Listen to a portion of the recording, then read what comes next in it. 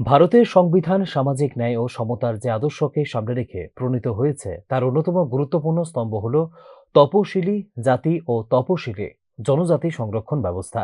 ঐতিহাসিকভাবে বঞ্চিত ও প্রান্তিক এই জনগোষ্ঠীগুলিকে শিক্ষা, কর্মসংস্থান এবং প্রশাসনিক ক্ষমতার মূল স্রোতে অন্তর্ভুক্ত করার লক্ষ্যেই চালু হয় এই ব্যবস্থা।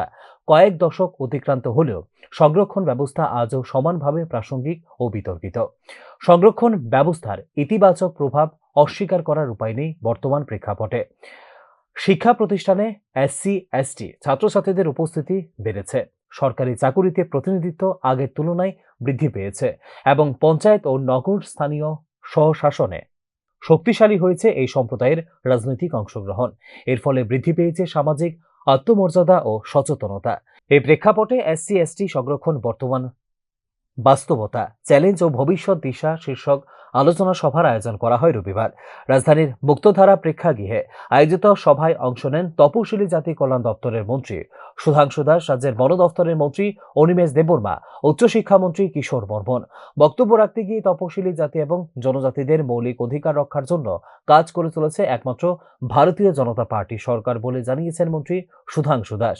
এই ক্ষেত্রে ওবিসি সংরক্ষণের বিষয়টিতেও কাজ চলছে বলে জানিয়েছেন তিনি। এবং আমাদের দায়িত্ব হচ্ছে যারা এসসি এবং এসটি কমিউনিটি বিলংস করছে তাদের যাতে সমস্ত রকমের ফান্ডামেন্টাল রাইটস বা আমাদের সংবিধান যেটা প্রদান করেছে সেগুলি যাতে 100% সুরক্ষিত থাকে তার জন্য সরকার কাজ করছে। আমরাও দায়িত্ব সহকারে বলতে পারি আমাদের সরকার অত্যন্ত ইতিবাচক দৃষ্টিভঙ্গির সাথে কাজ করছে এবং মাননীয় মুখ্যমন্ত্রীজির নেতৃত্বে আমাদের রাজ্যেও এসসি এসটি রিজার্ভেশনের পলিসি হোক বা অন্য ক্ষেত্রেও সুযোগ সুবিধার ক্ষেত্রে আমাদের সরকার কিন্তু অত্যন্ত প্রোঅ্যাক্টিভ।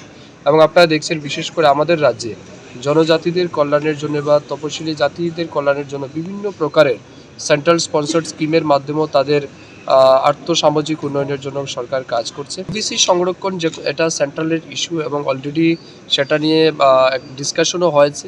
এটা আপনারা জানেন ইতিহাস দীর্ঘ বছর এগুলি পেন্ডিং রাখা হয়েছিল। বর্তমান সময় কিন্তু মোদিজির নেতৃত্বেই আজ ওবিসিদের অত্যধিক গুরুত্ব দেওয়া হচ্ছে, তাদের রিপ্রেজেন্টেশন পার্লামেন্টে যেমন দেওয়া হচ্ছে সব জায়গাতেই দেওয়া হচ্ছে। তো সেটাও সময়ের সময় সেগুলির উপরও কাজ হবে। তবে সংরক্ষণের ফলে অগ্রগতির ছবি সর্বত্র একরকম নয়। শহর ও গ্রাম, পাহাড়ি ও সমতল অঞ্চলের মধ্যে বৈষম্য স্পষ্ট। বহু প্রত্যন্ত এবং জনজাতি অধ্যুষিত এলাকায় এখনও শিক্ষার পরিকাঠামো, স্বাস্থ্য পরিষেবা ও কর্মসংস্থানের সুযোগ সীমিত। ফলে সংরক্ষণের সুফল অনেক ক্ষেত্রে পুরোপুরি পৌঁছাচ্ছে না প্রান্তিক মানুষের কাছে। সংরক্ষণ ব্যবস্থার সবচেয়ে বড় চ্যালেঞ্জ হল এর কার্যকারিতা ও ন্যায্য বন্টন।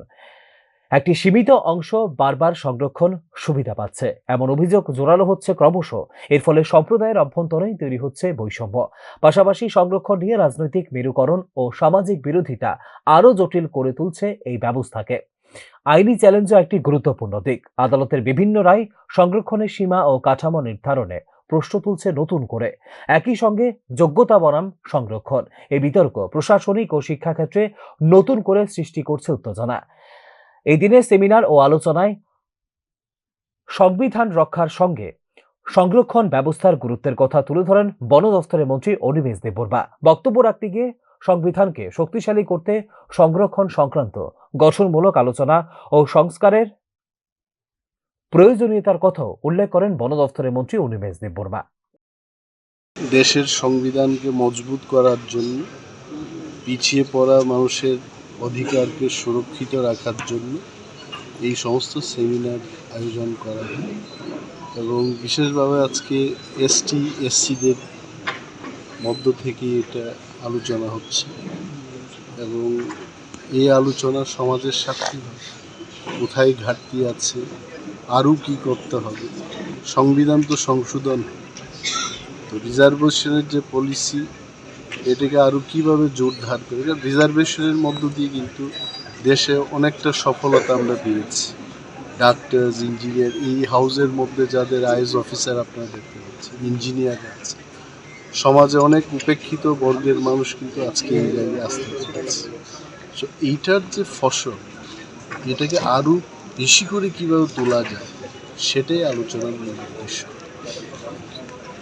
বিশেষজ্ঞদের মতে ভবিষ্যতে সংরক্ষণ ব্যবস্থাকে আরো কার্যকর করতে হলে কেবল কোটা নির্ভর নীতির বাইরে গিয়ে জোর দিতে হবে শিক্ষা, দক্ষতা উন্নয়ন, স্বাস্থ্য ও অর্থনৈতিক ক্ষমতায়নের ওপর। এক্ষেত্রে অত্যন্ত প্রয়োজন প্রকৃত উপভোক্তাদের চিহ্নিত করা, তথ্যভিত্তিক নীতি প্রণয়ন এবং নিয়মিত মূল্যায়ন। একই সঙ্গে সামাজিক ঐক্য ও সাংবিধানিক মূল্যবোধ রক্ষার দায়িত্ব সমান গুরুত্বপূর্ণ। সংরক্ষণ যেন বিভাজনের হাতিয়ার না হয়ে সমতার সেতু হিসেবে কাজ করে, সে দৃষ্টিভঙ্গি থেকেই প্রয়োজন ভবিষ্যৎ নীতি নির্ধারণ। আর এই বিষয়টি উঠে আসে এই দিনের আলোচনায়। Bureau report, news now.